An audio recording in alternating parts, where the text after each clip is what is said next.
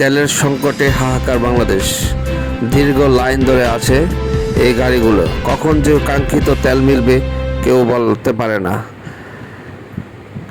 এই তেলের সংকট বহির্বিশ্বের কারণে, আজ যুদ্ধের পরিস্থিতির কারণে তেলের সংকট বাংলাদেশও বাদ যায়নি এই সংকট থেকে। এই সংকট থেকে আমরা কবে উত্তরণ হব কেউ জানে না। তবু কেউ যদি জানা থাকে আমার এই ইনবক্সে কমেন্ট করে যাবেন কবে আমরা এই তেল থেকে উত্তরণ পাবো এবং এই সংকটময় কাটিয়ে উঠতে পারবো। দীর্ঘ লাইন আর লাইন তেলের জন্য হাহাকার এই বাংলাদেশের নগরী। ভোগান্তির কোনো শেষ নেই। এই তেলের হাহাকারে আজ পড়ছে পুরো বাংলাদেশ। স্বপ্নদা টিভি, ঢাকা।